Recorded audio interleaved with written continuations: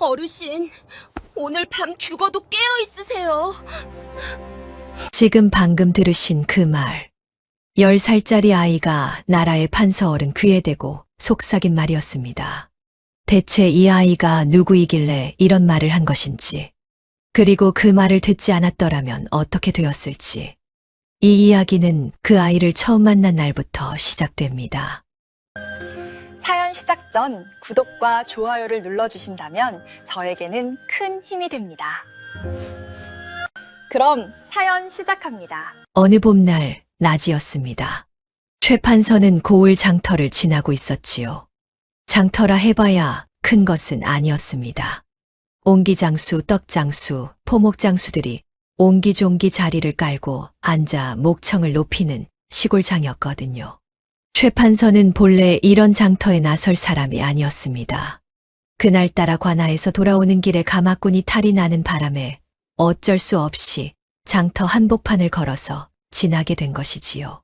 사람들 사이를 빠져나가려는데 장터 구석에서 소란이 들렸습니다. 떡장수 하나가 누군가를 사정없이 밀치고 있었거든요. 최 판서가 발걸음을 멈추고 바라보니 밀려나는 쪽은 아이였습니다. 10살이나 먹었을까. 누더기를 걸치고 맨발인 채로 땅바닥에 주저앉아 있었지요. 손에는 떡 한 조각이 쥐어져 있었습니다. 이 도둑놈의 새끼가 또 와서 훔쳐가. 떡장수가 아이의 멱살을 잡으려 했습니다. 주변 장꾼들은 구경만 할 뿐 아무도 나서지 않았지요. 오히려 수군거리는 소리가 들렸습니다. 저 아이 또 왔네. 귀신 들린 아이라며. 가까이 가지 마. 재수 없어. 최 판서는 본래 이런 일에 나서는 성격이 아니었습니다. 판서라는 자리가 워낙 많은 눈을 의식해야 하는 자리였고, 공연히 시비에 끼어들었다가 소문이 나면 골치 아파지거든요. 그런데 그날따라 묘하게 발이 떨어지지 않았습니다. 아이의 눈빛 때문이었습니다. 맞고 밀려나면서도 울지 않았거든요. 떡을 놓지도 않았습니다. 그냥 조용히 떡장수를 올려다보고 있었는데 그 눈이 예사롭지 않았지요. 10살짜리 아이의 눈이라고 하기엔 너무 깊었습니다. 마치 세상의 이치를 이미 다 안다는 듯한 서늘할 정도로 맑은 눈이었거든요. 최 판서가 무심한 척 다가가서 떡장수에게 말했습니다. 떡값이 얼마냐? 내가 치르지. 떡장수는 최 판서의 행색을 보고 입을 다물었습니다. 관복은 아니었지만 비단 두루마기의 갓의 품새가 보통 양반이 아니라는 걸 한눈에 알 수 있었으니까요. 떡장수가 얼른 고개를 숙이며 아이고, 나으리 됐습니다. 하고 물러났습니다. 최 판서는 아이를 내려다보았습니다. 아이는 땅에 앉은 채로 최 판서를 올려다보고 있었지요. 울지도 않고 고맙다는 말도 하지 않았습니다. 그저 그 깊은 눈으로 최 판서를 가만히 바라보고 있었을 뿐이거든요. 최 판서가 돌아서려는 순간이었습니다. 아이가 입을 열었지요. 어르신, 최 판서가 멈췄습니다. 오늘 본가로 돌아가시는 길에 북문 쪽은 피하십시오. 최 판서는 황당했습니다. 10살짜리 거지아이가 느닷없이 이런 말을 하다니 무슨 뜻이냐고 물으려 했지만 아이는 이미 떡 조각을 입에 물고 장터 사람들 사이로 사라지고 있었습니다. 최 판서는 코웃음을 쳤습니다.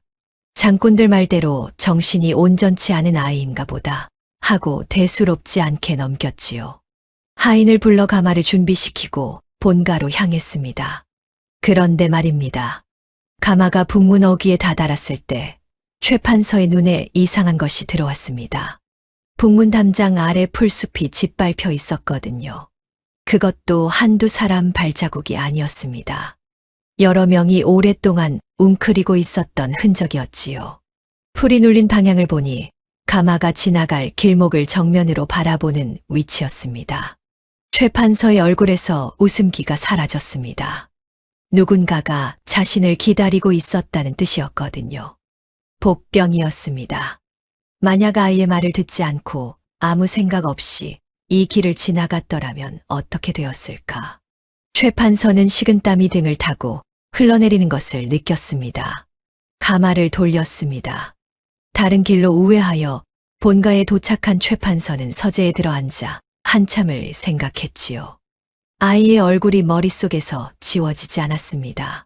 저작거리의 굶주린 거지아이가 어떻게 그런 것을 알고 있었단 말입니까? 다음 날 아침이었습니다. 최 판서는 하인 막쇠를 불렀지요. 막쇠는 40이 넘도록 최 판서 곁을 떠나지 않은 충직한 종이었습니다. 눈치가 빠르고 입이 무거웠거든요.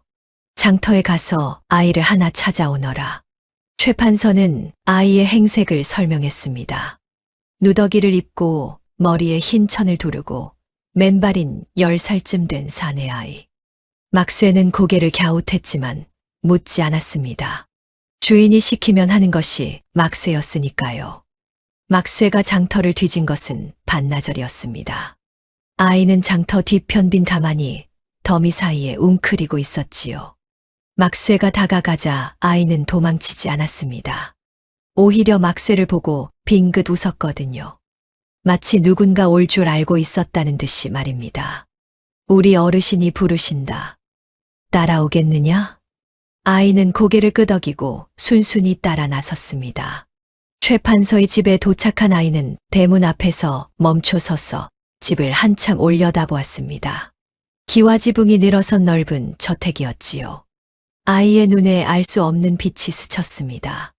그것이 그리움인지 결심인지 최 판서는 알 수 없었습니다. 최 판서가 아이를 마루에 앉히고 물었습니다. 이름이 뭐냐? 단이라 합니다. 성은? 아이는 대답하지 않았습니다. 잠깐 침묵이 흘렀지요.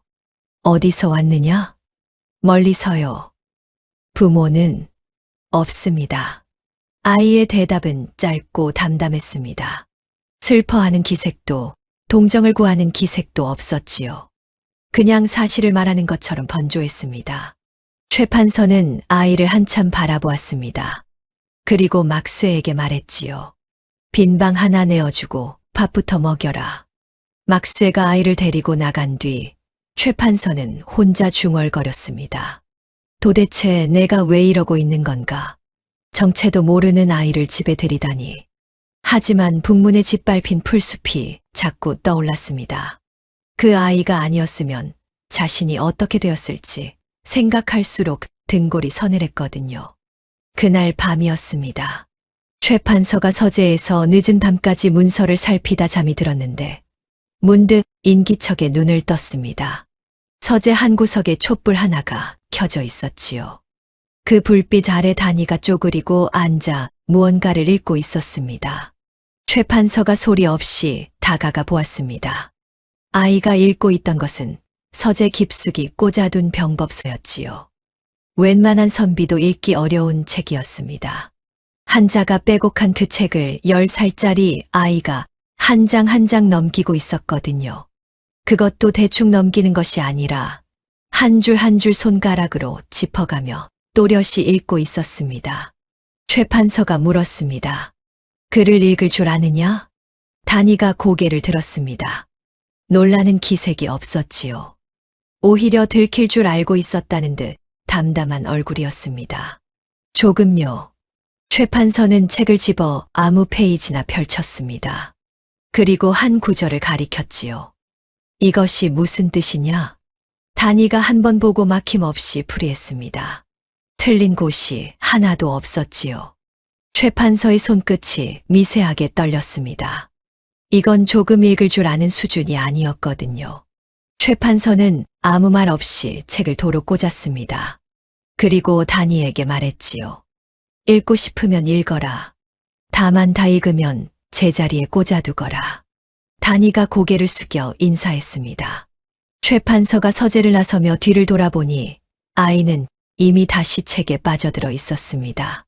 촛불에 비친 아이의 옆모습이 묘하게도 쓸쓸해 보였지요. 그로부터 이틀 뒤 한밤중이었습니다. 최 판서가 깊이 잠들어 있는데 방문 밖에서 작은 손이 문을 두드렸습니다. 똑똑똑 3번. 최 판서가 눈을 떠 조심스럽게 문을 열자 어둠 속에 단이가 서 있었지요.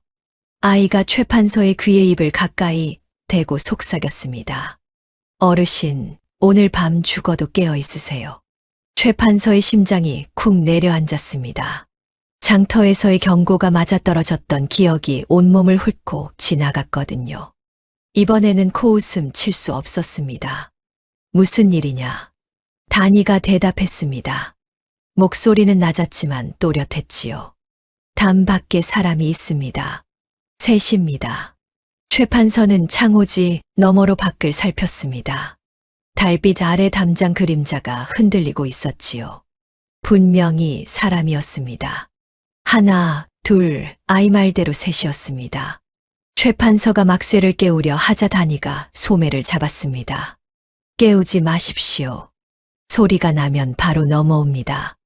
10살짜리 아이의 판단이었습니다. 그런데 그 판단이 틀린 것 같지 않았지요. 최 판서는 아이가 시키는 대로 소리를 죽이고 앉아 있었습니다. 이조 판서라는 나라의 높은 벼슬아치가 10살짜리 아이의 말에 숨을 죽이고 있는 꼴이었거든요. 우습다면 우스운 일이었지만 이상하게도 이 아이의 말을 듣지 않으면 안 될 것 같았습니다. 얼마나 지났을까? 담 밖의 인기척이 서서히 사라졌습니다. 단이가 조용히 말했지요. 물러갔습니다. 오늘은 들이닥치지 않을 겁니다. 최 판서가 물었습니다. 저것들이 누구냐? 단이는 대답하지 않았습니다. 다만 창호지 너머 어둠을 바라보는 아이의 눈에 두려움이 아닌 다른 것이 서려 있었지요. 그것은 분노에 가까운 것이었습니다. 10살짜리 아이가 품기엔 너무 깊고 너무 오래된 분노였습니다. 최 판서는 그날 밤 끝내 잠들지 못했습니다. 옆방에서 단이도 잠들지 않은 듯 촛불이 새벽까지 꺼지지 않았지요.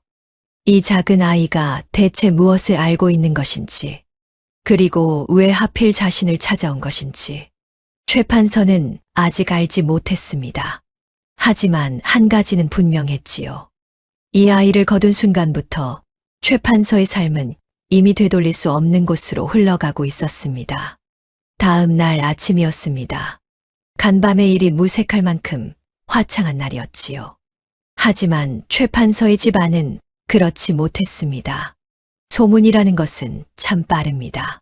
최 판서가 장터에서 정체불명의 거지아이를 데려왔다는 이야기가 하룻밤 사이에 집안 구석구석까지 퍼졌거든요. 하인들 사이에서 먼저 수군거림이 시작되었고 그것이 안채까지 닿는 데는 반나절도 걸리지 않았습니다. 가장 먼저 들고 일어난 것은 최 판서의 부인 정 씨였습니다.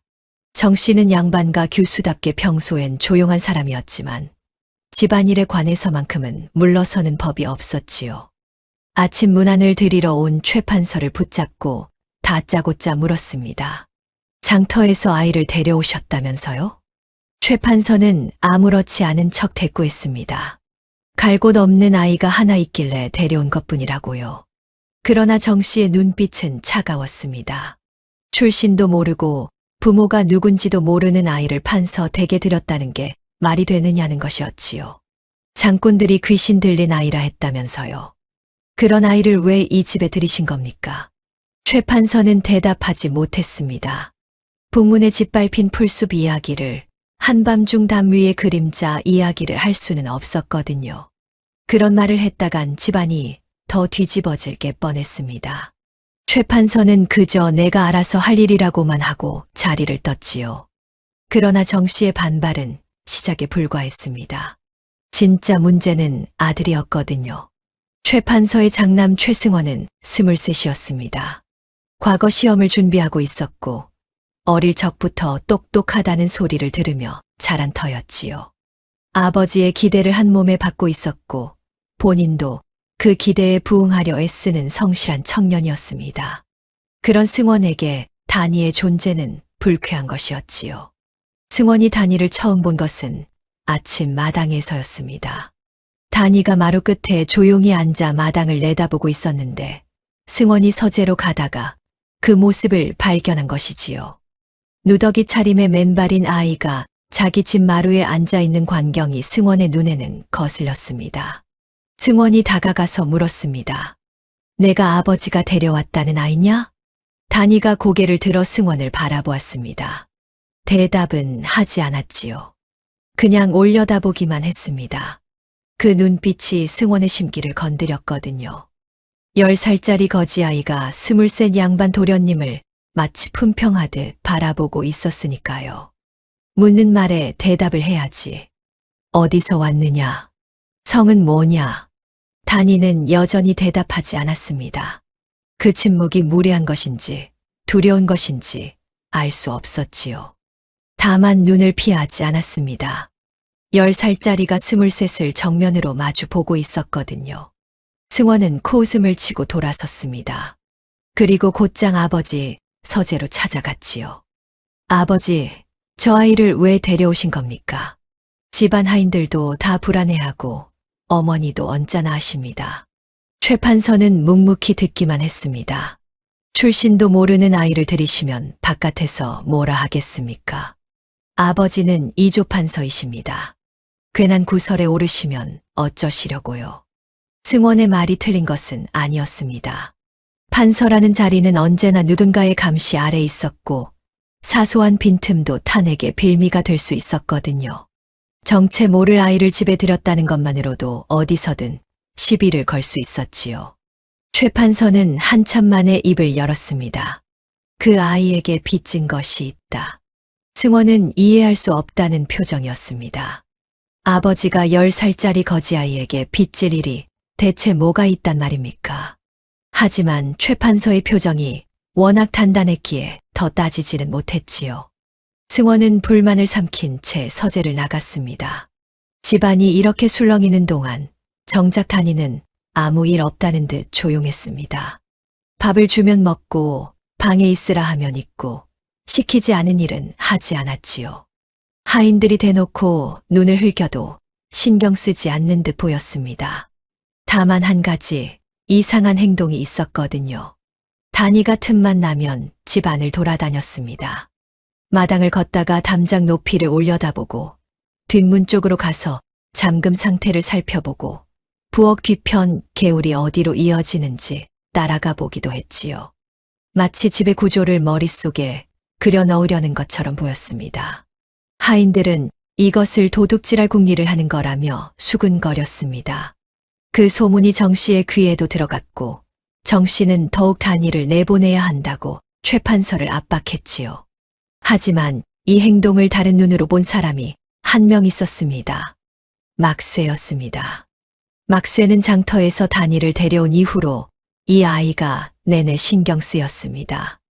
아이를 찾으러 갔을 때 도망치기는커녕 빙긋 웃으며 기다리고 있던 모습이 잊히지 않았거든요. 보통 아이가 아니라는 느낌은 그때부터 들었지요. 그래서 막쇠는 남들이 수군거리는 동안 단이를 조용히 지켜보았습니다. 단이가 집을 돌아다니는 것도 다 보았지요. 그런데 막쇠의 눈에 비친 것은 도둑질 궁리가 아니었습니다. 단이의 움직임에는 규칙이 있었거든요. 담장 높이를 재고 문의 잠금을 확인하고 빠져나갈 수 있는 길을 파악하는 것. 그건 도둑의 움직임이 아니라 집을 지키려는 자의 움직임이었습니다. 막쇠가 확신을 갖게 된 것은 그날 저녁이었습니다. 해가 지고 단이가 자기 방으로 들어간 줄 알았는데 밤이 깊어지자 방에서 불빛이 새어나왔거든요. 막쇠가 발소리를 죽이고 다가가 문틈으로 들여다보았습니다. 단이가 방 한가운데 앉아 무언가를 하고 있었지요. 낮에 돌아다니며 본 것들을 바닥에 손가락으로 그리고 있었습니다.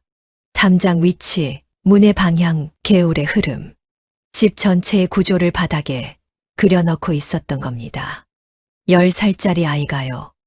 막쇠는 등에 소름이 돋았습니다. 이건 아이가 할 수 있는 일이 아니었거든요. 누군가에게 배운 것이 분명했습니다. 그것도 아무나에게가 아니라 이런 것을 가르칠 수 있는 사람에게 말이지요. 막쇠는 조용히 물러났습니다. 그리고 다음 날 아침 최 판서를 찾아갔지요. 어르신, 그 아이 말입니다. 막쇠는 간밤에 본 것을 조심스럽게 보고했습니다. 단이가 집 구조를 파악하고 그것을 바닥에 그려넣고 있었다는 것을요. 최 판서는 말없이 듣다가 이마를 짚었습니다. 내 눈에는 어떻게 보이더냐? 막쇠가 잠시 망설이다 대답했습니다. 도둑의 눈이 아니었습니다. 집을 지키려는 눈이었습니다. 최 판서는 한참 동안 아무 말이 없었습니다. 그러다 막쇠에게 한 가지를 당부했지요. 이 이야기는 너와 나만 아는 것으로 해두어라. 마님께도 도련님께도 말하지 마라. 막쇠가 고개를 숙였습니다. 그런데 이 집 안의 소란을 알고 있는 것은 집안 사람들만이 아니었습니다. 같은 시각 도성안 이조참판 강도식에 관하였지요. 강참판은 52의 나이에 최 판서 바로 아래에서 일하는 인물이었습니다. 겉으로는 최 판서의 오랜 동료이자 충직한 벗이었지요. 둘이 함께 과거에 급제한 동기이기도 했습니다. 누가 보아도 허물없는 사이였거든요. 그러나 강참판의 속은 전혀 달랐습니다. 강참판에게는 수하가 있었습니다. 관아 밖에서 은밀히 움직이는 자들이었지요. 그 수하 중 한 명이 이날 강참판을 찾아왔습니다. 대감, 최 판서 댁에 움직임이 있사옵니다. 강참판은 서찰을 살피던 손을 멈추었습니다. 며칠 전 장터에서 아이를 하나 거뒀다 합니다. 10살쯤 된 사내아이인데 출신이 묘연합니다. 강참판은 별것 아니라는 듯 다시 서찰로 눈을 돌렸습니다. 최 판서가 거지아이를 주워온 것이 무슨 대단한 일이겠습니까? 그런데 수하의 다음 말에 강참판의 손이 멈추었지요. 그 아이가 장꾼들 사이에서 귀신 들린 아이라 불렸다 합니다. 그리고 최 판서가 아이를 데려온 뒤 북문 쪽 길을 피해 돌아갔다 합니다. 강참판의 눈빛이 달라졌습니다. 북문이라는 단어에 무언가 걸리는 것이 있었거든요. 강참판은 수하를 바라보며 조용히 물었습니다. 그 아이의 생김새를 좀 더 자세히 알아볼 수 있겠느냐? 수하가 고개를 숙였습니다. 좀 더 파보겠습니다. 수하가 물러간 뒤 강참판은 창밖을 바라보았습니다. 봄바람이 관아의 처마를 스치고 지나가고 있었지요. 강참판의 얼굴에 스친 표정은 불안이었습니다. 아주 잠깐이었지만 분명했지요. 그것은 무언가를 숨기고 있는 자가 그 비밀이 흔들릴지도 모른다고 느꼈을 때의 불안이었습니다. 그날 밤 최 판서의 집은 조용했습니다. 정 씨는 안채에서 최 판서와 등을 진 채 잠들었고 승원은 서재에서 책을 읽다 불을 껐지요. 하인들도 각자 처소로 물러갔습니다.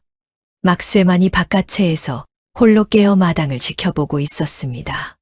단이가 신경 쓰여서가 아니라 간밤에 담 위에 나타났던 그림자들이 신경 쓰였던 것이지요.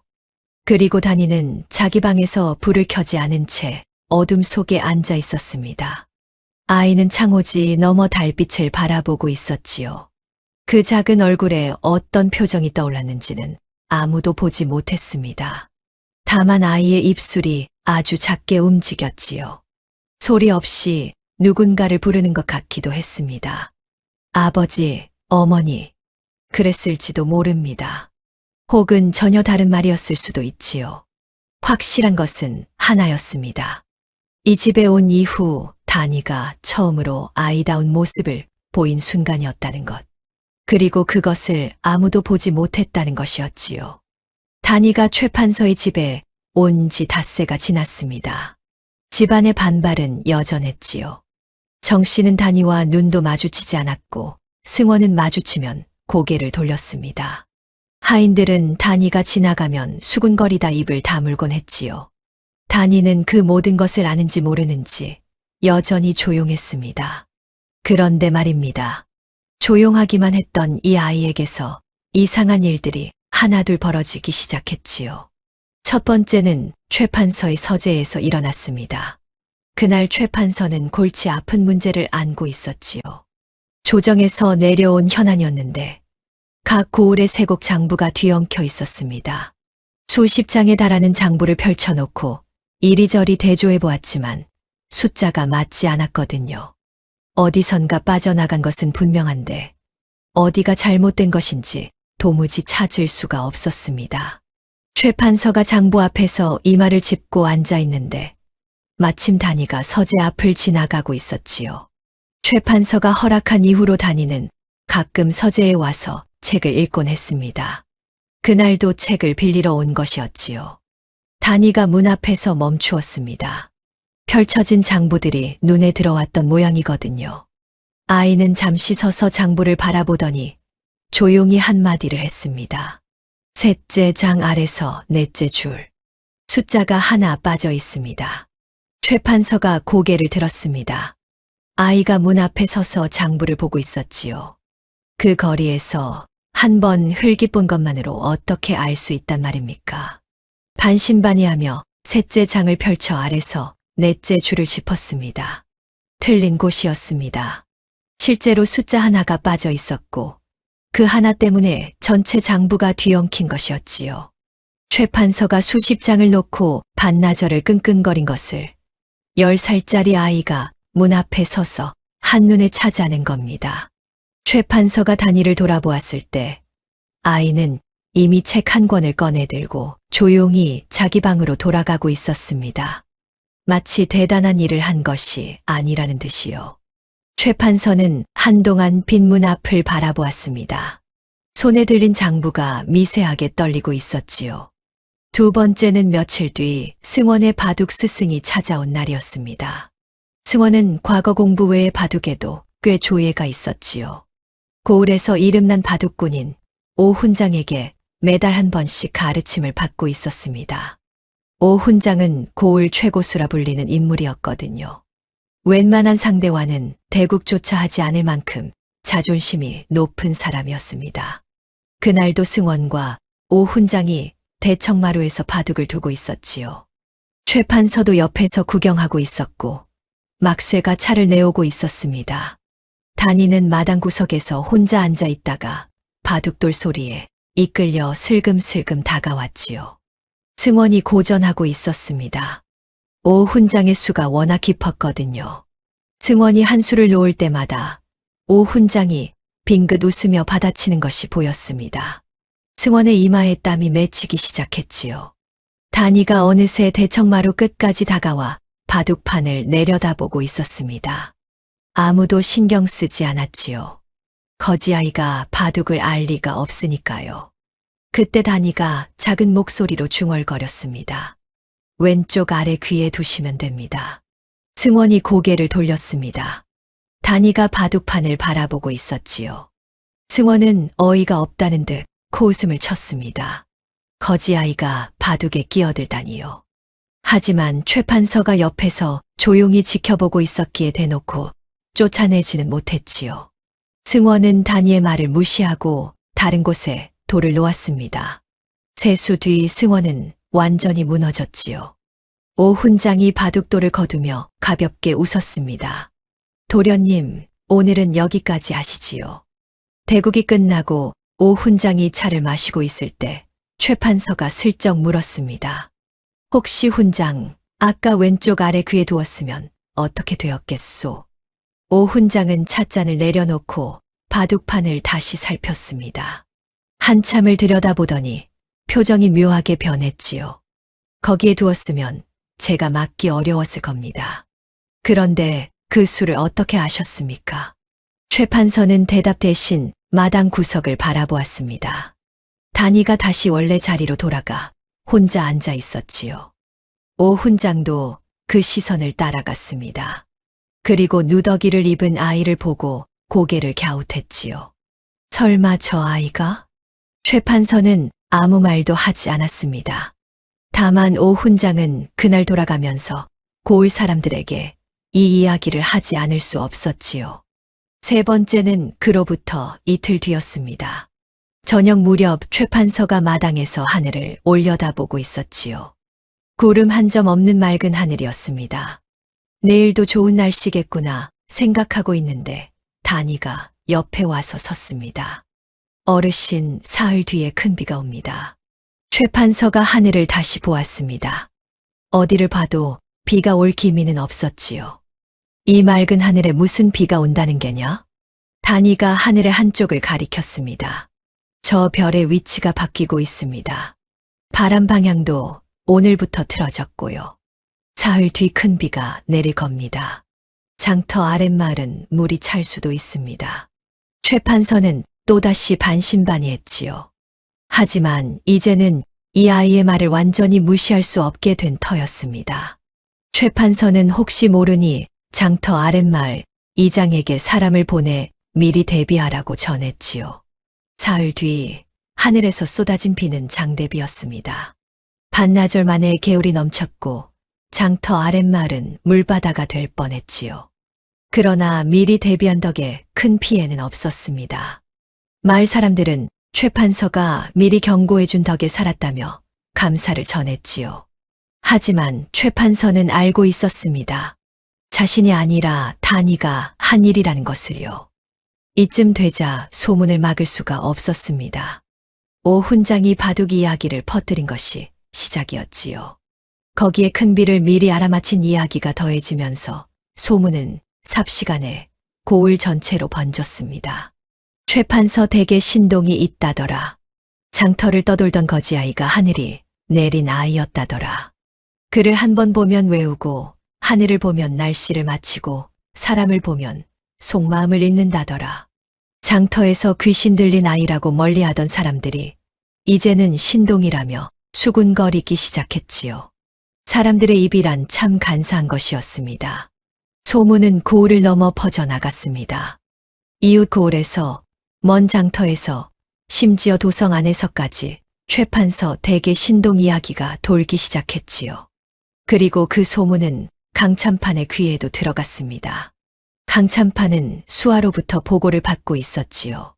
최 판서 댁의 그 아이, 보통이 아닌 모양입니다. 고을에서 신동이라 부르고 있사옵니다. 강참판은 가만히 듣고 있었습니다. 세곡 장부를 한눈에 읽고 바둑 고수를 이기고 천문까지 안다 합니다. 강참판의 손가락이 탁자 위를 천천히 두드렸습니다. 똑똑똑. 규칙적이었지만 그 안에 초조함이 묻어 있었지요. 나이가 몇이라 했느냐? 10살쯤 된다 하옵니다. 출신은 아직 파악하지 못했사옵니다. 다만 장터를 떠돌던 아이라는 것 외에는 아는 자가 없습니다. 강참판은 손가락 두드리기를 멈추었습니다. 그리고 창밖을 바라보았지요. 한참 동안 아무 말이 없었습니다. 수아가 조심스럽게 물었습니다. 더 파보겠습니까? 강참판이 돌아앉으며 말했습니다. 그 아이의 얼굴을 직접 확인할 수 있겠느냐? 수아가 고개를 숙였습니다. 시일이 좀 걸리겠으나 방법을 찾아보겠습니다. 수아가 물러간 뒤 강참판은 혼자 남아 탁자 위에 찻잔을 들었습니다. 차는 이미 식어 있었지요. 강참판은 식은 차를 한 모금 마시고 조용히 내려놓았습니다. 그 얼굴에 떠오른 것은 불안이 아니었습니다. 이전과는 달랐지요. 경계였습니다. 무언가를 확인하기 전까지는 움직이지 않겠다는 노련한 사냥꾼의 눈이었습니다. 한편 단이는 이 모든 소문을 알고 있는지 모르고 있는지 여전히 최 판서의 서재에서 책을 읽고 있었습니다. 다만 한 가지 달라진 것이 있었지요. 책을 읽다 말고 가끔 창밖을 바라보았습니다. 먼 곳을 보는 눈이었지요. 무언가를 기다리는 것 같기도 하고 무언가가 다가오고 있음을 감지한 것 같기도 했습니다. 최 판서가 서재에 들어서며 물었습니다. 또 무슨 생각이냐? 단이가 창밖에서 눈을 거두며 대답했지요. 어르신, 소문이 너무 빨리 퍼졌습니다. 최 판서는 그 말의 무게를 바로 알아챘습니다. 소문이 퍼졌다는 것은 단이의 존재가 널리 알려졌다는 뜻이었고, 그것은 곧 단이를 찾는 자들에게도 닿았을 수 있다는 뜻이었거든요. 위험하다는 뜻이냐? 단이가 고개를 돌려 최 판서를 바라보았습니다. 10살짜리 아이의 얼굴에 그 나이에 어울리지 않는 무거운 빛이 서려 있었지요. 곧 누군가가 올 겁니다. 최 판서의 등줄기가 서늘해졌습니다. 장터에서 처음 만난 날 북문을 피하라던 그 아이의 말이 떠올랐거든요. 담 위에 그림자들이 떠올랐습니다. 이 아이의 경고는 한 번도 빗나간 적이 없었지요. 최 판서가 물었습니다. 누가 오는 것이냐? 단이는 대답하지 않았습니다. 다만 다시 창밖으로 눈을 돌렸지요. 봄볕이 쏟아지는 환한 마당이었지만 아이의 눈에 비친 것은 그 밝음 너머에 있는 무언가인 듯 했습니다. 최 판서는 더 묻지 않았습니다. 묻지 않아도 알 수 있었거든요. 평온한 나날은 여기까지라는 것을요. 며칠 뒤 최 판서에게 뜻밖의 손님이 찾아왔습니다. 강참판이었지요. 강도식, 이조참판. 최 판서 바로 아래에서 일하는 인물이자 젊은 시절 함께 과거에 급제한 동기이기도 했습니다. 둘은 30년 넘게 알고 지낸 사이였지요. 겉으로 보기엔 허물없는 것이었고 조정에서도 둘의 사이를 모르는 사람이 없었습니다. 강참판이 최 판서의 집을 찾아오는 것 자체는 드문 일이 아니었지요.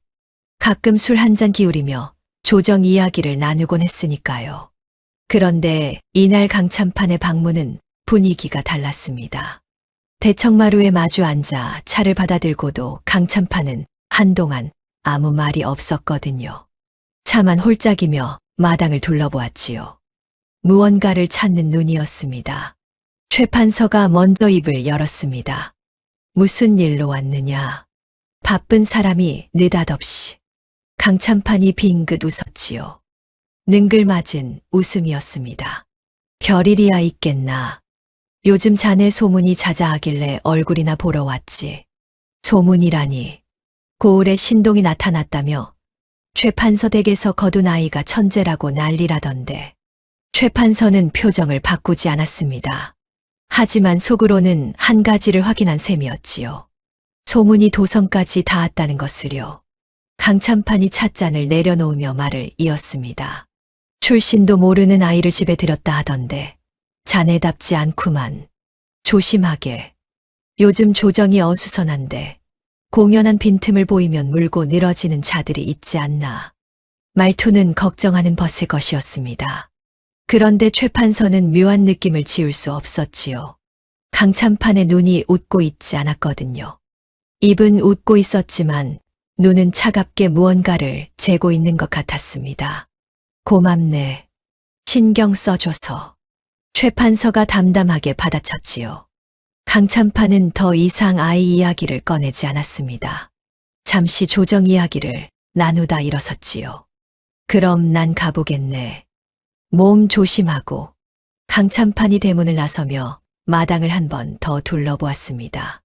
단이는 보이지 않았지요. 강참판은 가마에 오르며 수아에게 낮은 목소리로 말했습니다. 아이는 못 봤다. 좀 더 알아봐라.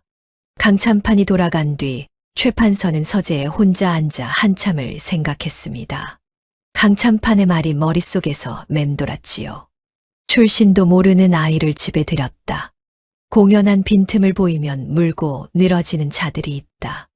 걱정의 말이었지만 뒤집어 생각하면 경고이기도 했습니다. 틀린 말이 아니었거든요. 최 판서는 이조 판서였습니다.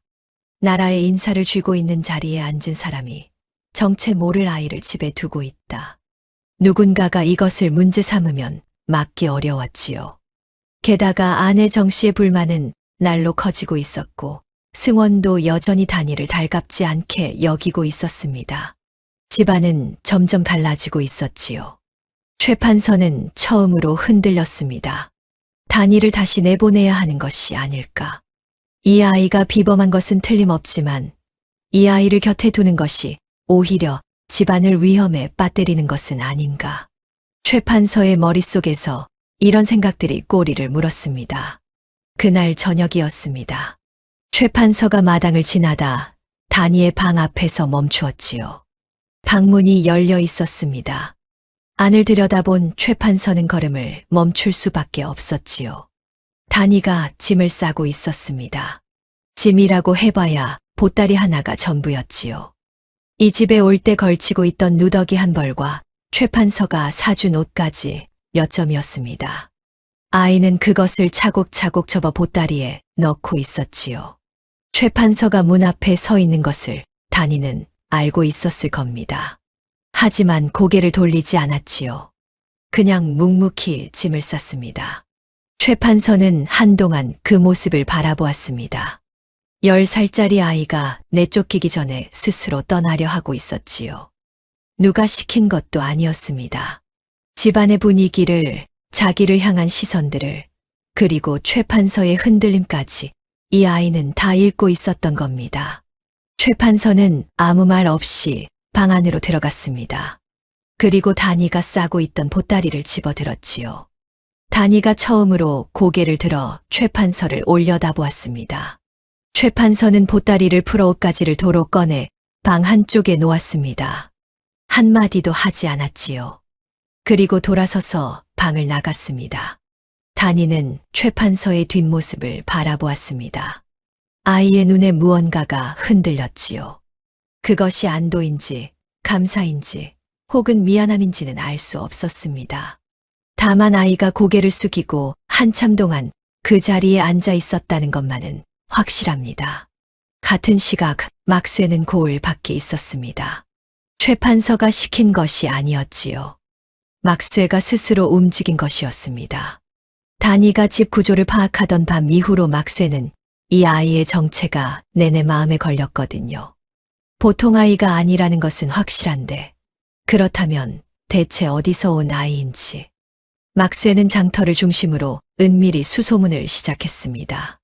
장꾼들에게 물어봐야 아는 것이 없었지요.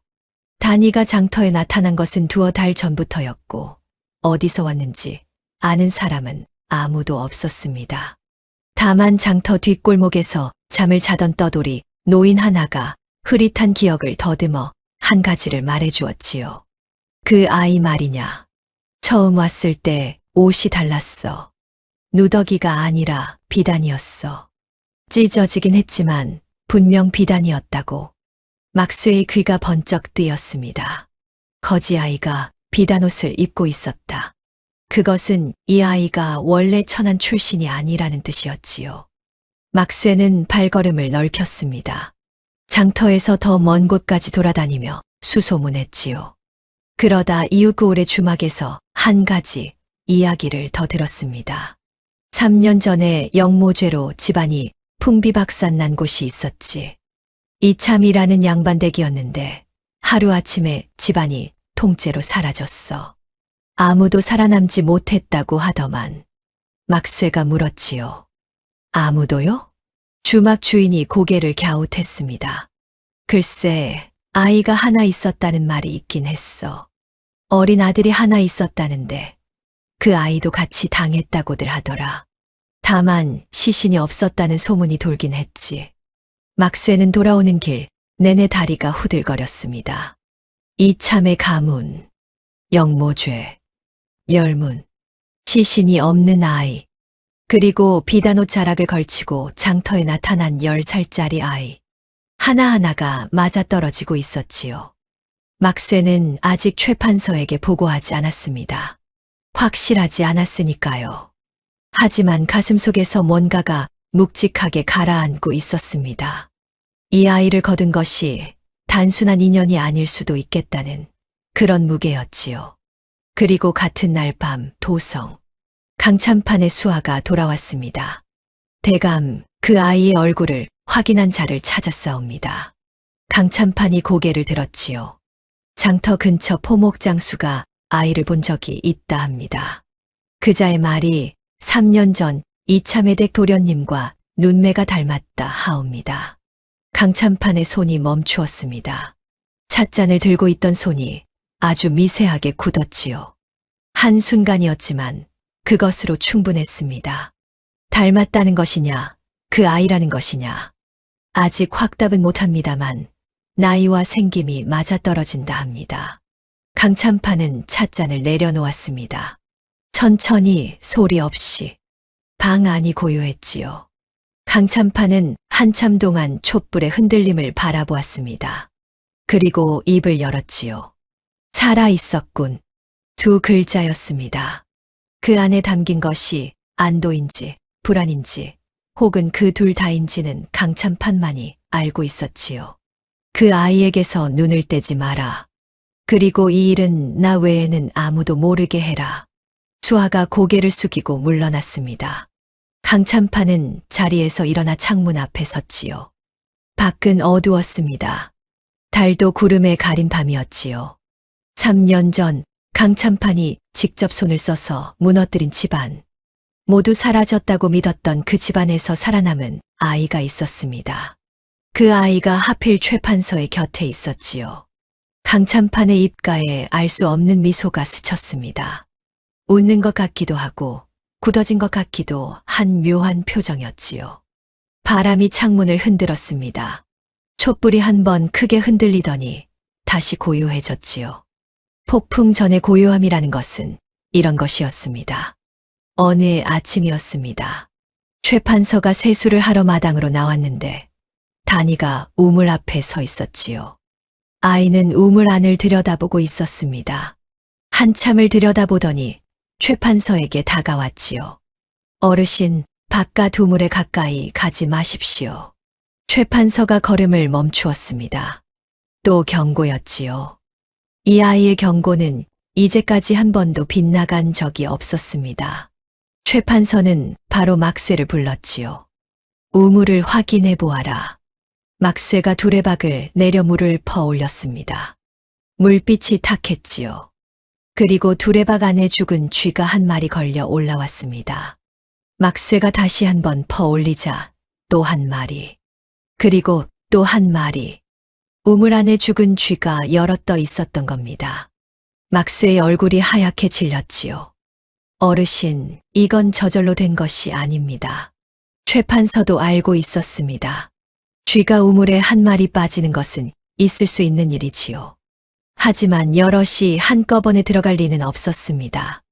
누군가가 일부러 넣은 것이었지요. 우물을 못 쓰게 만들려 한 것인지 아니면 더 나쁜 의도가 있었는지는 알 수 없었습니다. 최 판서는 우물을 당장 막게 하고 식구들에게는 비싼 샘물을 길어다 쓰라고 지시했지요. 그리고 단이를 서재로 불렀습니다. 서재 문이 닫혔습니다. 최 판서는 단이를 앉혀놓고 한참 동안 아이를 바라보았지요. 단이는 늘 그렇듯 조용히 앉아 있었습니다. 최 판서가 입을 열었습니다. 이번에는 평소와 달랐지요. 목소리가 낮고 단단했습니다. 내가 알고 있는 걸 다 말해라. 단이가 최 판서를 올려다보았습니다. 아이의 눈이 흔들렸지요. 아주 잠깐이었지만 분명했습니다. 우물 일을 내가 어떻게 알았느냐? 담 위의 그림자들은 누구냐? 북문의 복병은 또 뭐냐? 내가 이 집에 온 뒤로 일어나는 일들이 예사롭지 않다. 나는 너를 거두었고 내보내지 않았다. 그만큼은 했다. 이제 내가 말할 차례다. 최 판서의 목소리는 화가 난 것이 아니었습니다.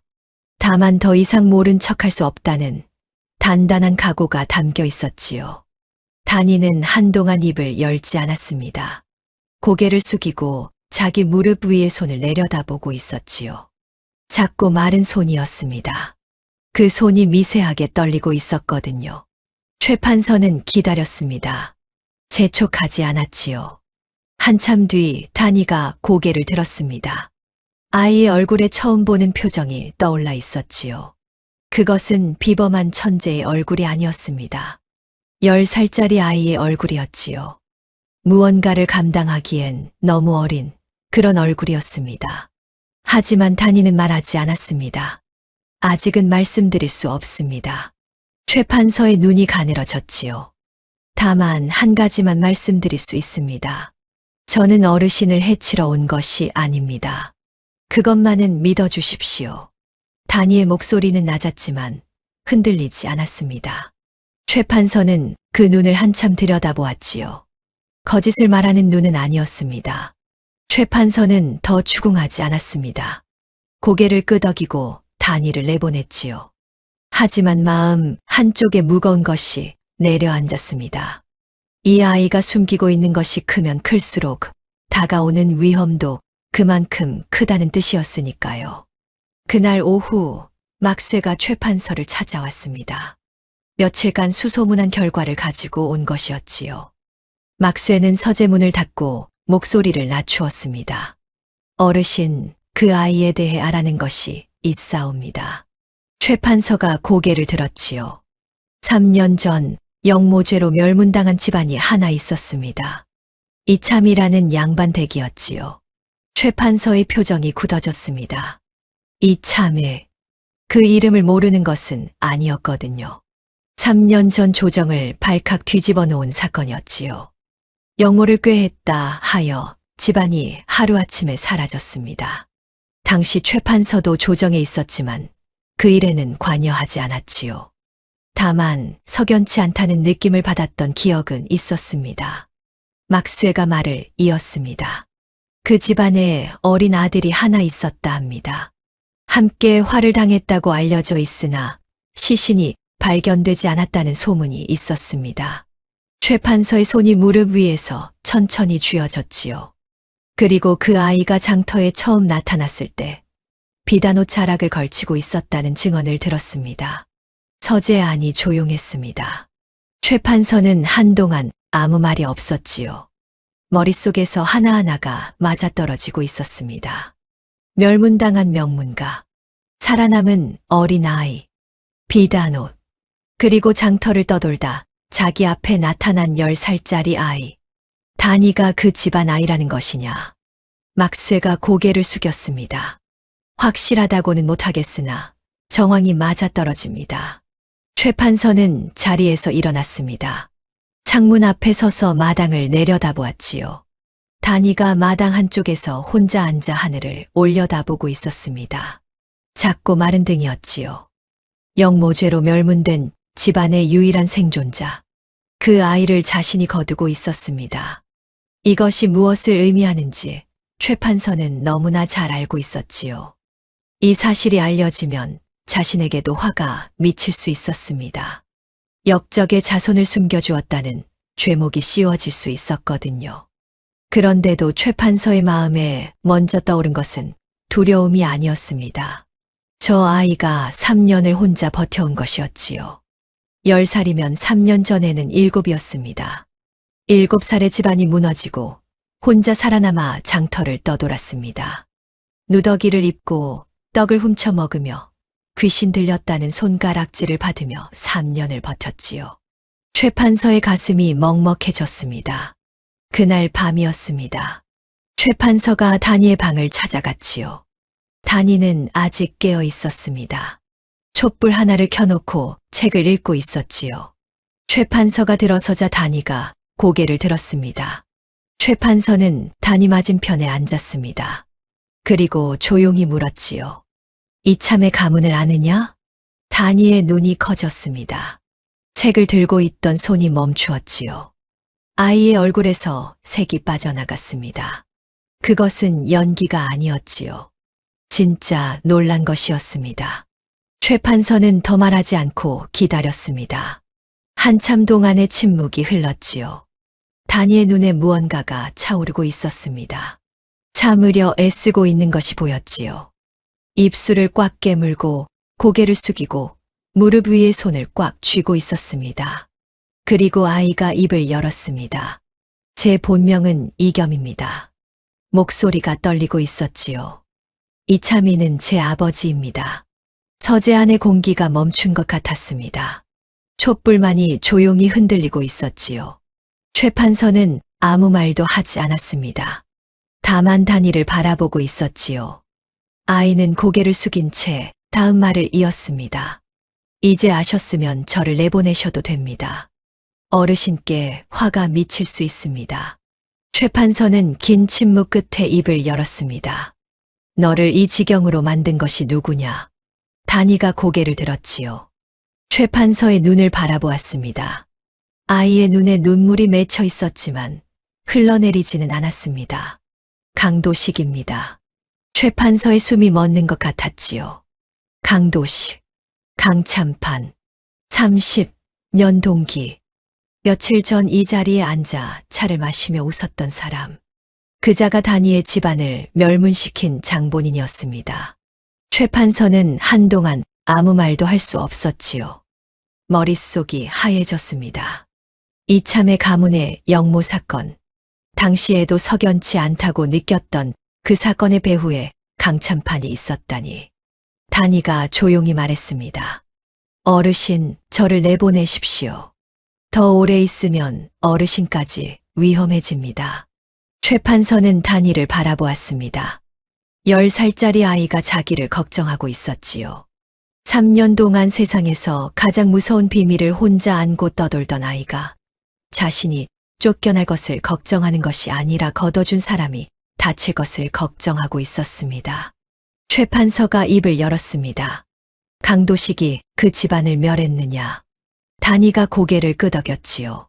최 판서는 천천히 고개를 돌려 창밖을 바라보았습니다. 어둠이 깔린 마당이 보였지요. 한참을 그렇게 바라보다 다시 단이를 보았습니다. 가지 마라. 두 마디였습니다. 그 안에 담긴 것이 무엇인지 단이는 알아들었지요. 아이의 눈에서 참고 있던 것이 한 줄기 흘러내렸습니다. 소리 없이 조용히. 단이는 고개를 숙여 얼른 닦았지요. 10살짜리 아이가 울음소리를 내지 않으려고 입술을 깨물고 있었습니다. 최 판서는 자리에서 일어나며 말했지요. 오늘은 자거라. 내일부터는 내가 알아서 할 일이 있다. 최 판서가 방을 나서며 문을 닫았습니다. 문 너머로 아이가 작게 흐느끼는 소리가 들렸지요. 최 판서는 그 문 앞에서 한 발짝도 떼지 못하고 한참을 서 있었습니다. 서찰 하나가 최 판서의 서재에 도착한 것은 이른 아침이었습니다. 강참판이 보낸 것이었지요. 도성에서 열리는 조정연회에 함께 가자는 내용이었습니다. 평범한 초대였지요. 해마다 몇 번씩 열리는 자리였고 최 판서도 늘 참석하던 연회였습니다. 하지만 최 판서는 그 서찰을 받아든 손이 묘하게 무거웠지요. 강도식. 단이의 입에서 나온 그 이름. 30년 동기의 이름이 이제는 전혀 다른 무게로 다가왔습니다. 단이가 서재 앞을 지나다 최 판서의 손에 들린 서찰을 보았지요. 아이의 걸음이 멈추었습니다.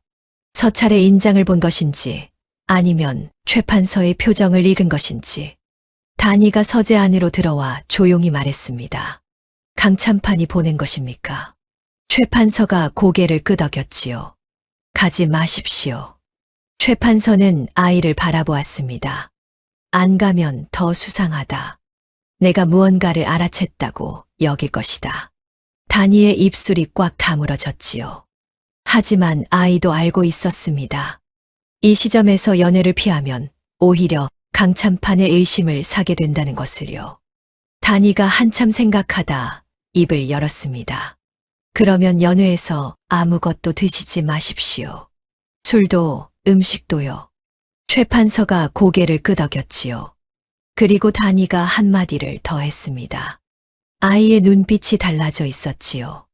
어르신, 이 연회는 어르신을 이 집에서 떼어놓으려는 것입니다.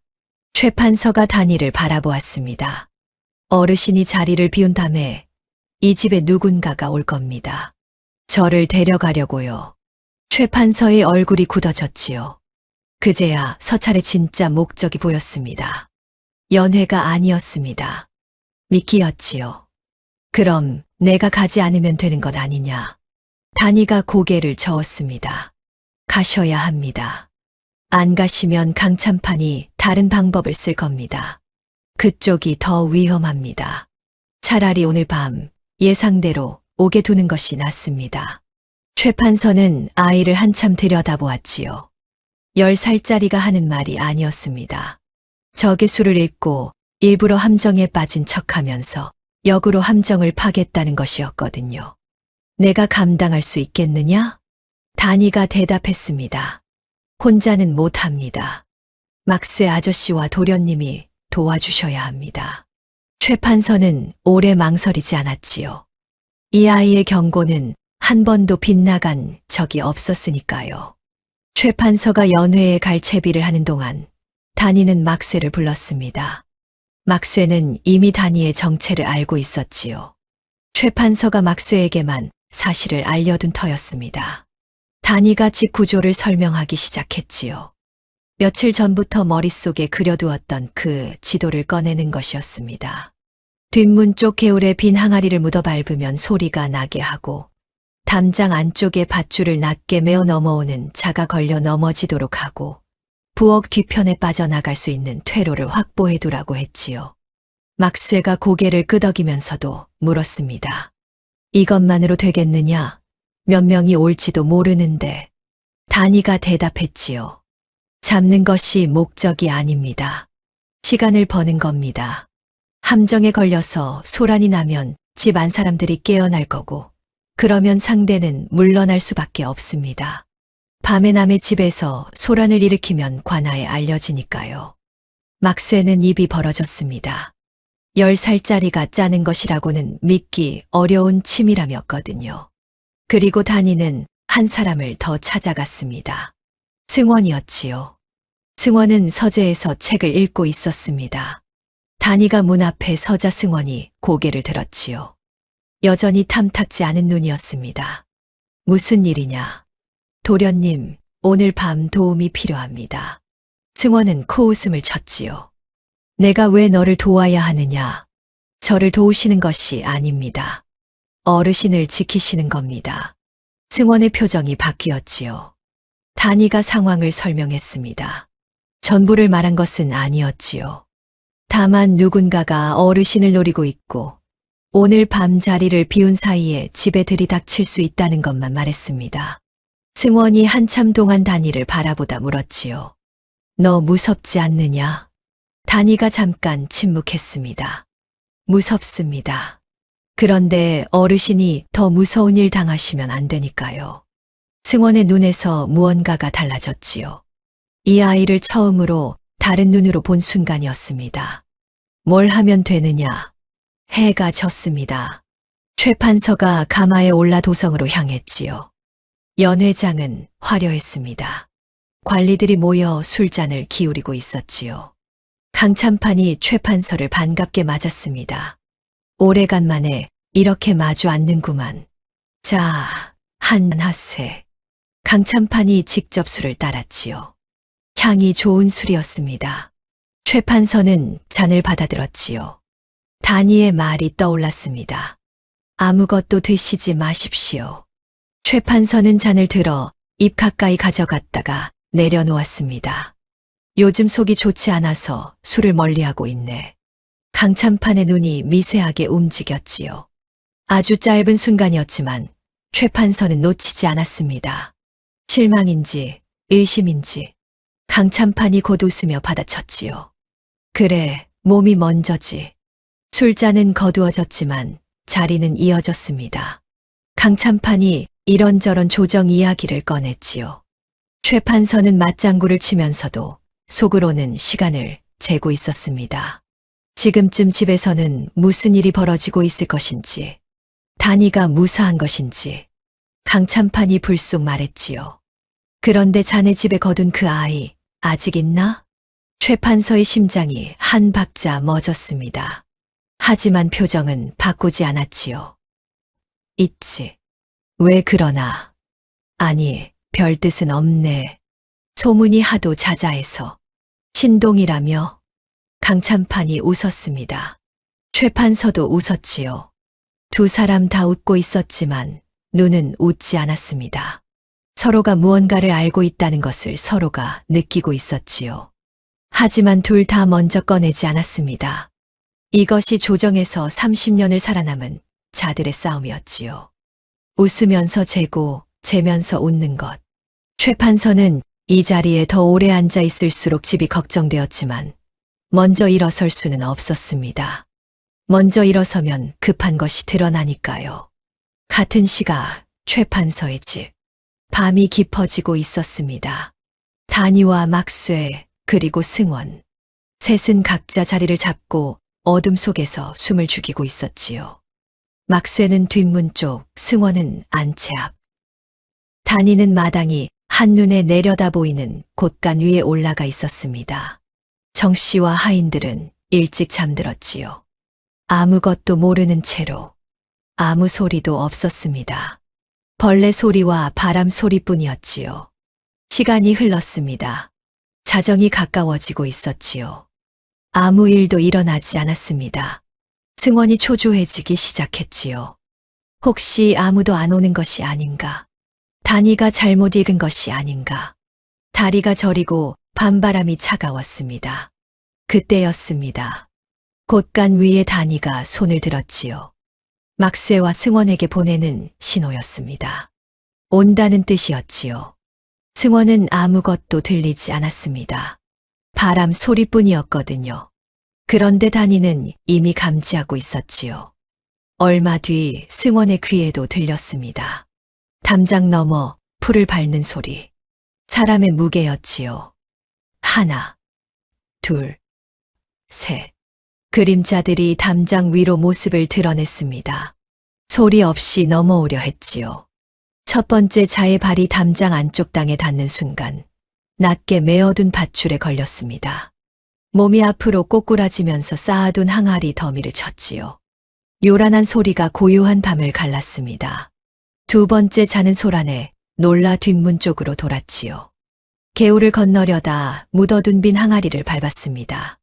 발이 빠지면서 비틀거렸고 그 틈에 어둠 속에서 기다리고 있던 막쇠가 뒤에서 덮쳤지요. 세 번째 자는 달랐습니다. 앞에 둘이 걸리는 것을 보고도 멈추지 않았지요. 함정을 피해 담장을 타고 돌아 안채 쪽으로 빠르게 움직였습니다. 승원이 서 있는 쪽이었지요. 승원은 그림자가 다가오는 것을 보았습니다. 다리가 떨렸지요.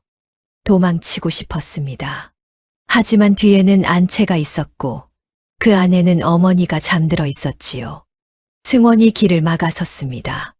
그림자가 멈추었지요. 잠깐의 대치였습니다. 승원의 손이 떨리고 있었지만 발은 움직이지 않았지요. 그때 소란의 하인들이 깨어나기 시작했습니다.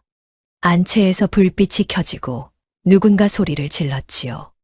횃불이 하나둘 켜지면서 마당이 환해졌습니다. 세 번째 자는 횃불 빛에 모습이 드러날 것을 알았지요. 몸을 돌려 담장 쪽으로 물러나기 시작했습니다.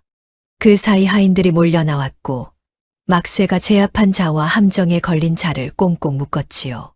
세 번째 자도 담장을 넘다가 하인 둘에게 붙잡혔습니다. 그런데 다니의 표정이 풀리지 않았습니다. 곳간 위에서 마당을 내려다보고 있던 아이의 눈이 담장 너머 어둠을 향하고 있었지요.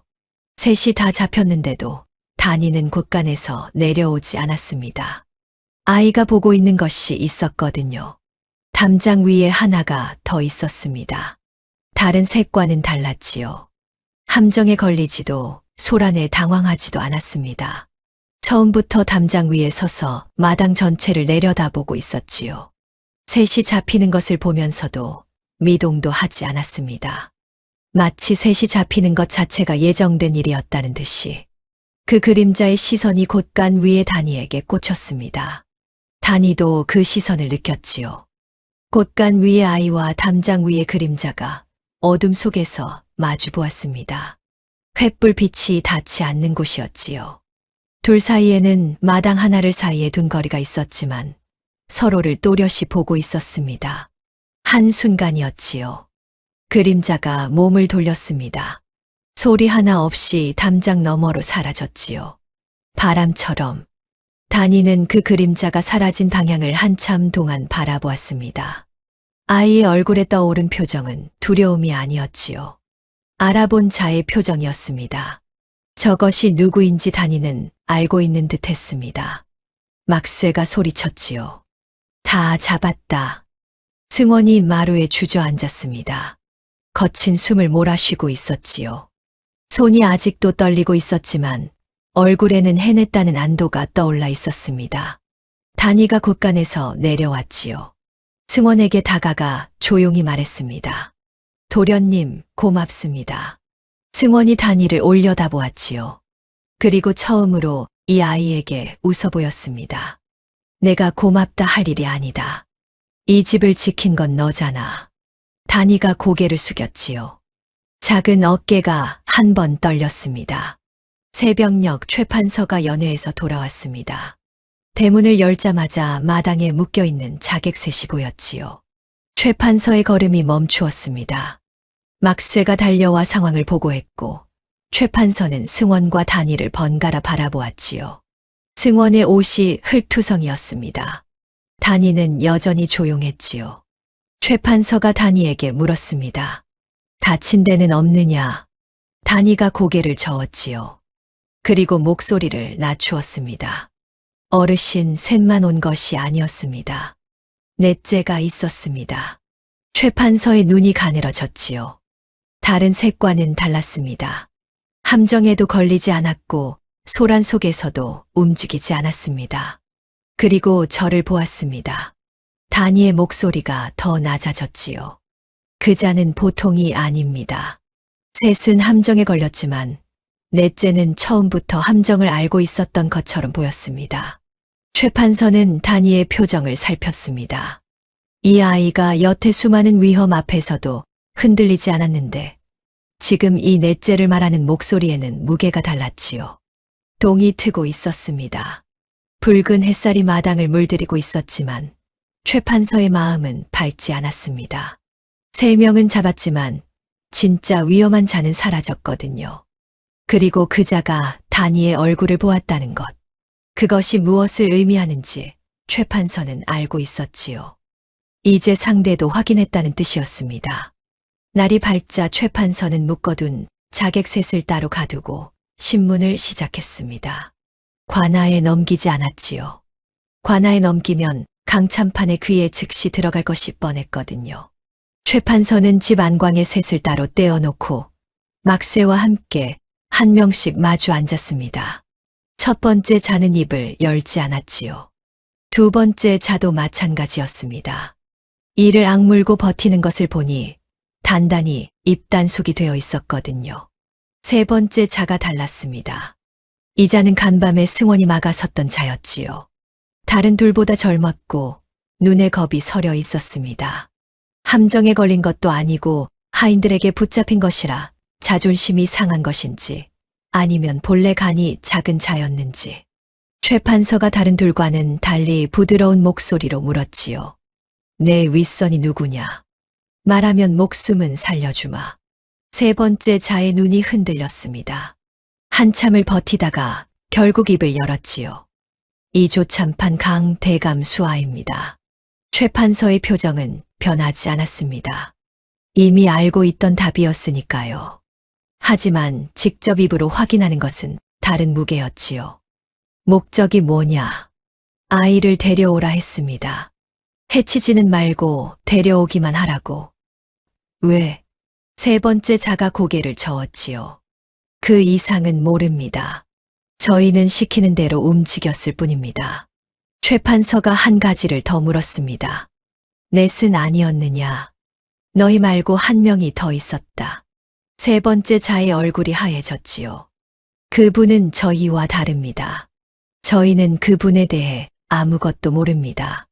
함께 온 것도 아닙니다. 그분은 따로 움직입니다. 그것이 세 번째 자에게서 얻어낼 수 있는 전부였지요. 최 판서는 광을 나와 서재로 돌아왔습니다. 강참판의 지시. 아이를 데려오라. 해치지는 말고. 그 말은 곧 다니가 살아있다는 것을 강참판이 확인했다는 뜻이었지요. 그리고 데려가서 처리하려 한다는 뜻이기도 했습니다. 최 판서가 다니를 서재로 불렀습니다. 아이가 들어와 자리에 앉았지요. 최 판서는 신문 결과를 다니에게 그대로 말해 주었습니다. 강참판의 지시였다는 것, 다니를 데려가라는 것이었다는 것, 그리고 넷째에 대해서는 아무도 모른다는 것까지요. 다니는 묵묵히 들었습니다. 놀라는 기색은 없었지요. 예상하고 있었다는 듯이 최 판서가 말했습니다. 이제는 내가 알고 있는 것을 모두 말해야 할 때다. 다니는 한참 동안 자기 무릎을 내려다보았지요. 그리고 고개를 들었습니다. 아이의 눈에 무언가를 결심한 빛이 서려 있었지요. 다 말씀드리겠습니다. 다니가 입을 열었습니다. 저희 집안이 영모죄로 멸문당한 것은 아시지요? 최 판서가 고개를 끄덕였습니다. 영모는 거짓이었습니다. 다니의 목소리는 낮았지만 또렷했지요. 아버지는 이조참의로 계실 때 조정의 진상품 장부를 관리하셨습니다. 왕께 올려야 할 진상품 중 상당량이 중간에서 빠져나가고 있었지요. 아버지가 그것을 추적하셨습니다. 최 판서는 말없이 듣고 있었지요. 빠져나간 진상품의 행방을 따라가니 끝에 한 사람이 있었습니다. 강도식이었습니다. 최 판서의 손이 무릎 위에서 꽉 쥐어졌지요. 강찬판이 수년간 진상품을 횡령하고 있었습니다. 그 규모가 어마어마했지요.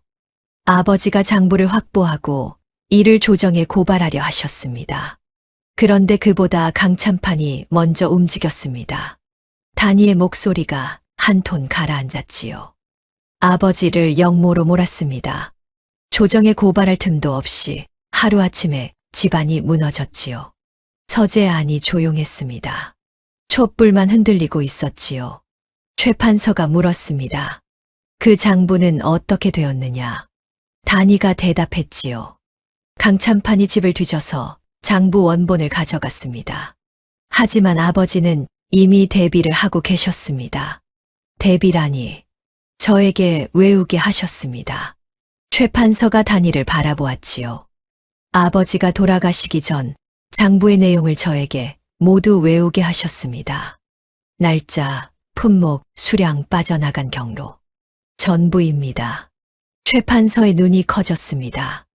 7살짜리 아이에게 장부를 통째로 외우게 했다는 것.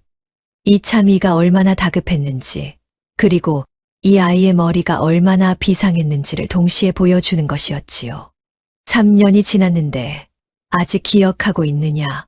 전부 기억하고 있습니다. 한 글자도 빠뜨리지 않았습니다. 최 판서는 자리에서 일어나 서재를 한 바퀴 돌았지요. 머릿속을 정리해야 했습니다. 강찬판의 진상품 횡령. 그것을 감추기 위해 이참의 가문을 역모로 몰아 멸문시킨 것.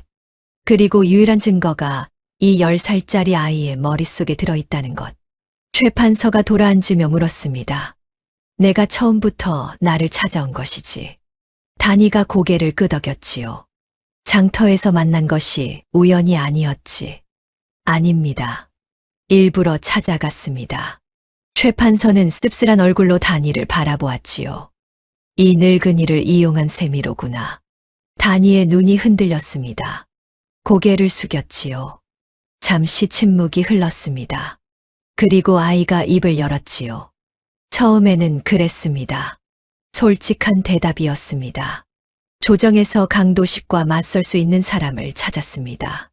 의롭고 강직하고 쉽게 무너지지 않을 사람을요. 수소문 끝에 어르신을 알게 되었습니다. 단이가 고개를 들었지요. 아이의 눈이 붉어져 있었습니다.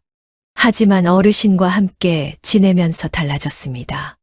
어르신은 저를 내보내지 않으셨습니다. 제 보따리를 풀어주셨습니다. 누구냐고 추궁하시면서도 가지 말라 하셨습니다. 아이의 목소리가 떨리고 있었지요. 이용한 것이 아닙니다. 어르신만 믿었습니다. 지금도 그렇습니다. 최 판서는 오래도록 단이를 바라보았습니다. 10살짜리 아이가 3년을 혼자 버티며 품고 있던 것. 그것이 복수인지 억울함을 풀려는 것인지 아니면 그저 살아남으려는 것인지 어쩌면 그 전부였을 것이지요. 최 판서가 천천히 입을 열었습니다. 그 장부 내용을 문서로 옮길 수 있겠느냐. 단이가 고개를 들었지요. 눈이 커졌습니다. 제가 불러드리면 어르신이 적으시겠습니까? 그래야 어전에 올릴 수 있지 않겠느냐. 단이의 입이 벌어졌지요. 아이는 한참 동안 최 판서를 바라보다가 고개를 깊이 숙였습니다. 어깨가 떨리고 있었지요. 최 판서가 먹을 갈기 시작했습니다. 붓을 들고 종이를 펼쳤지요. 그리고 단이를 바라보며 말했습니다. 시작해라. 단이가 눈을 닫고 입을 열었지요. 3년 동안 머릿속에 품고 있던 것을 처음으로 꺼내기 시작했습니다. 날짜, 품목, 수량, 경로. 아이의 목소리는 처음엔 떨렸지만 점점 또렷해졌지요. 한 글자도 막히지 않았습니다. 최 판서의 붓이 종이 위를 빠르게 움직였습니다. 밤이 깊어가고 있었지요. 서재에는 먹하는 소리와 아이의 목소리만이 흘렀습니다. 두 사람 사이에 더 이상의 의심은 없었지요. 밤새 단이가 불러주고 최 판서가 받아 적은 장부는 20장이 넘었습니다. 날짜, 품목, 수량, 경로. 빠진 것이 하나도 없었지요. 3년 전 7살짜리 아이가 외운 것이 고스란히 종이 위에 옮겨졌습니다. 최 판서는 다 적고 나서 장부를 처음부터 끝까지 읽어보았지요. 읽으면 읽을수록 얼굴이 굳어졌습니다. 규모가 어마어마했거든요. 강찬판이 횡령한 진상품의 양은 한두 해치가 아니었습니다. 수년에 걸쳐 조직적으로 빼돌린 것이었지요. 이것이 세상에 드러나면 강찬판은 끝이었습니다. 최 판서는 장부 문서를 봉하여 깊이 감추고 어전에 올릴 상소문을 쓰기 시작했지요. 상소문에는 이참의 가문의 영모가 조작이었다는 것, 강찬판의 횡령이 그 배후였다는 것, 그리고 증거가 있다는 것을 담았습니다. 이것을 왕 앞에 올리는 순간 돌이킬 수 없었지요. 최 판서도 알고 있었습니다. 성공하면 강찬판이 무너지고 실패하면 자신이 무너진다는 것을요. 최 판서는 막쇠를 불렀지요. 내일 아침 이 상소문을 궁에 드릴 것이다. 오늘 하루만 버티면 된다. 막쇠가 고개를 숙였습니다. 그런데 강찬판은 이미 냄새를 맡고 있었지요. 간밤에 보낸 자객 셋이 돌아오지 않았고 연회에서 최 판서의 태도도 평소와 달랐습니다. 거기에 그림자가 보고를 올렸지요. 아이가 이참의 댁 도련님이 맞다는 것, 그리고 최 판서가 아이와 함께 밤새 무언가를 적고 있었다는 것. 강찬판은 단번에 알아챘습니다. 장부였지요. 강찬판은 그림자에게 직접 명했습니다. 해가 지면 바로 움직이라고. 해가 기울기 시작했습니다. 최 판서의 집에는 묘한 긴장이 감돌고 있었지요. 최 판서는 상소문을 품 안에 넣고 서재를 나서지 않았습니다. 막쇠는 대문 앞을 지키고 있었고 승원은 안채 근처를 서성이고 있었지요.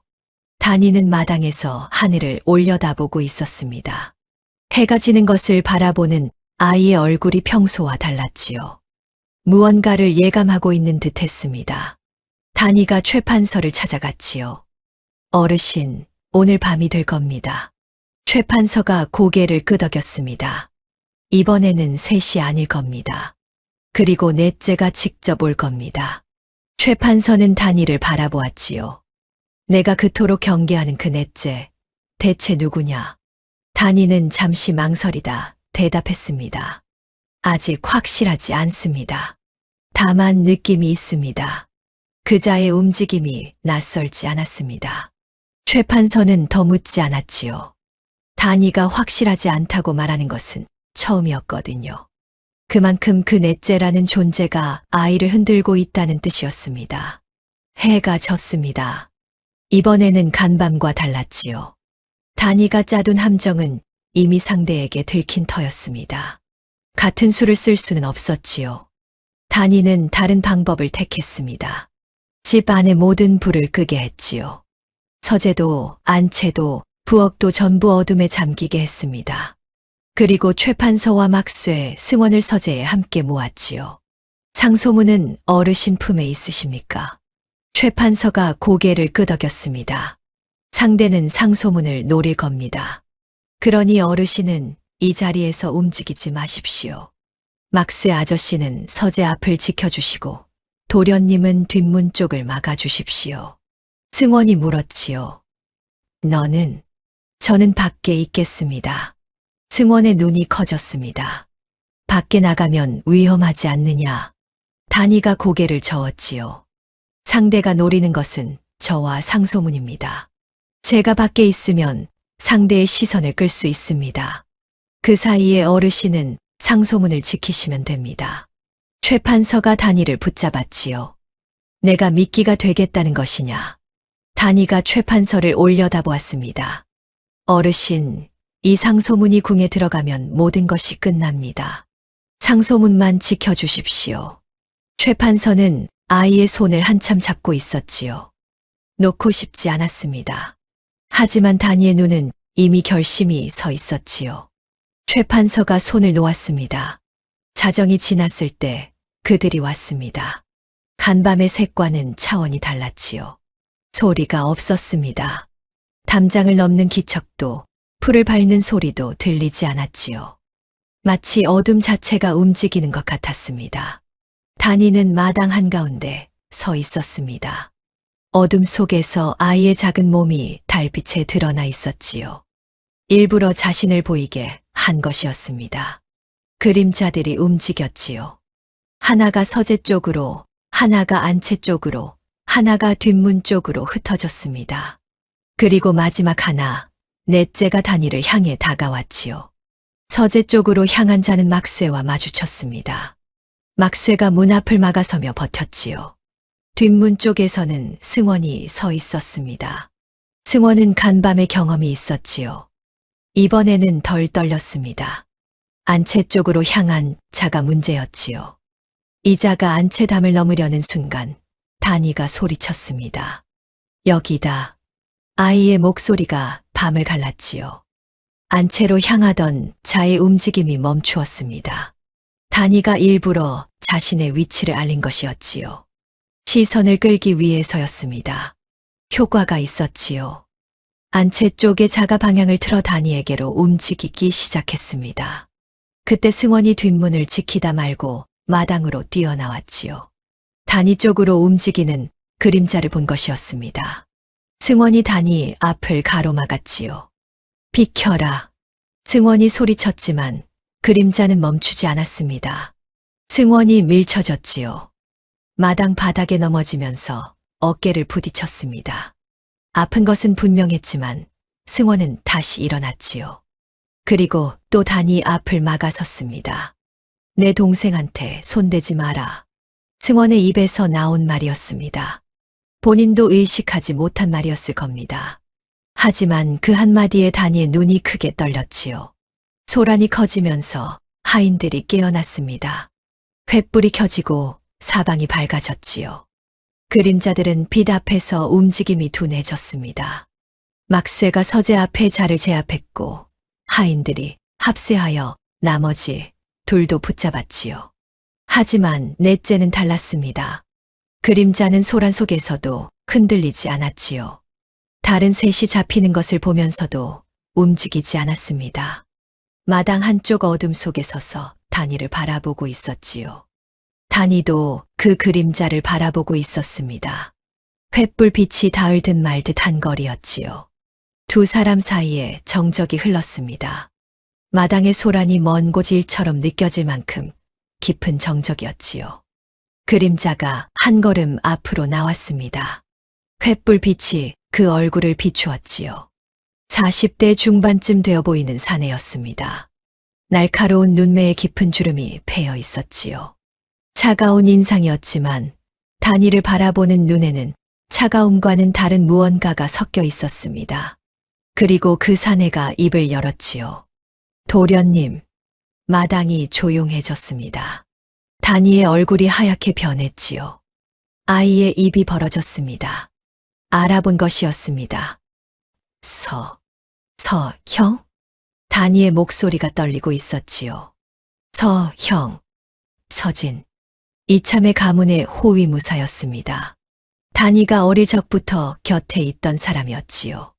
아버지 다음으로 믿었던 사람이었습니다. 살아 계셨습니까? 단이의 눈에서 무언가가 터져 나올 것 같았지요. 하지만 아이는 참았습니다. 왜냐하면 이 사람은 지금 강찬판의 수하로 서 있었으니까요. 최 판서가 서재에서 나와 마당으로 나왔습니다. 상황을 지켜보고 있었지요. 단이가 떨리는 목소리로 물었습니다. 왜 그자 밑에 있는 겁니까? 서진은 한참 동안 대답하지 않았지요. 그리고 천천히 무릎을 꿇었습니다. 살아남아야 했습니다. 서진의 목소리도 떨리고 있었지요. 그날 밤 집안이 무너질 때 도련님을 빼돌린 것이 저였습니다. 도련님만 살려놓고 저는 강찬판에게 투항했습니다. 그래야 도련님이 살아있다는 사실을 감출 수 있었으니까요. 단이의 눈이 커졌지요. 강찬판 밑에서 일하면서 도련님의 행방이 알려지지 않도록 막았습니다. 3년 동안 그렇게 했습니다. 서진이 고개를 들었지요. 눈이 붉어져 있었습니다. 그런데 도련님이 이 집에 나타나셨고 소문이 퍼졌습니다. 더 이상 감출 수가 없었습니다. 강찬판이 직접 움직이기 시작했고 저는 어쩔 수 없이 따라올 수밖에 없었습니다. 단이가 물었지요. 간밤에도 담장 위에 서 있었던 것이 형이었습니까? 서진이 고개를 끄덕였습니다. 도련님을 확인해야 했습니다. 정말 도련님이 맞는지, 맞다면 어떻게 해야 할지, 어떻게 하려고 했습니까? 서진이 긴 침묵 끝에 대답했지요. 오늘 밤 여기 온 것은 강참판의 명이었습니다. 하지만 저는 처음부터 도련님을 해칠 생각이 없었습니다. 서진이 품에서 무언가를 꺼냈지요. 작은 두루마리였습니다. 이것은 제가 3년간 강참판 밑에서 모은 것입니다.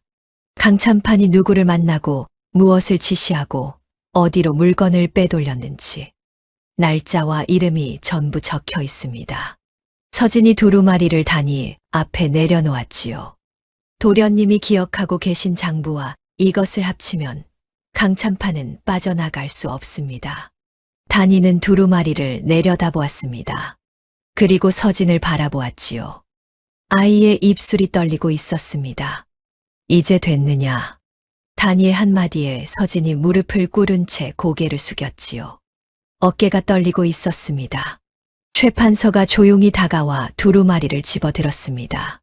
그리고 서진을 내려다보며 말했지요. 내 죄를 묻지는 않겠다. 다만 내가 한 일은 어전에서 직접 말해야 할 것이다. 서진이 고개를 들었습니다. 그리하겠습니다. 다음 날 아침 최 판서는 상소문과 장부 문서 그리고 서진의 두루마리를 가지고 궁으로 향했습니다. 어전에 선 최 판서는 모든 것을 아뢰었지요. 이참의 가문의 영모가 조작이었다는 것, 강참판이 진상품을 횡령하고 그것을 감추기 위해 이참 일을 영모로 몰았다는 것, 장부의 증거가 있다는 것, 그리고 강참판의 수하였던 서진의 자백까지. 강참판은 어전에 끌려 나왔습니다. 장부와 두루마리가 펼쳐졌지요. 날짜가 맞았습니다. 품목이 맞았습니다. 경로가 맞았습니다. 빠져나갈 구멍이 없었지요. 강참판은 처음에는 부인했습니다. 조작이라 했지요. 하지만 서진이 어전에 나와 3년간의 일을 낱낱이 증언하자 강참판의 얼굴에서 색이 빠져나갔습니다. 강참판은 끝내 고개를 숙였지요. 이참의 가문에 씌워진 영모의 누명이 벗겨졌습니다. 멸문된 가문의 명예가 회복되었지요. 강참판은 모든 직위를 잃고 끌려나갔습니다. 30년간 쌓아올린 것이 하루아침에 무너진 것이지요. 모든 것이 끝났습니다. 그로부터 며칠 뒤 이른 아침이었지요. 최 판서가 평소처럼 서재로 향하는데 막쇠가 다급히 달려왔습니다. 어르신, 단위가 보이지 않습니다. 최 판서의 걸음이 멈추었지요. 단위의 방으로 향했습니다. 방문을 열었지요. 방 안은 깨끗이 정돈되어 있었습니다. 이불이 반듯하게 개져 있었고 서재에서 빌려있던 책들이 가지런히 쌓여 있었지요. 아이가 쓰던 물건은 아무것도 남아있지 않았습니다. 다만 한 가지, 방 한가운데 낡은 옷 한 벌이 접혀 있었지요. 단위가 장터에서 입고 있던 그 누더기였습니다. 그 위에 작은 종이가 놓여 있었지요. 최 판서가 종이를 집어들었습니다. 걷어주셔서 감사했습니다. 어르신 덕에 할 일을 마쳤습니다. 그것이 전부였지요. 최 판서는 그 종이를 한참 들여다보았습니다.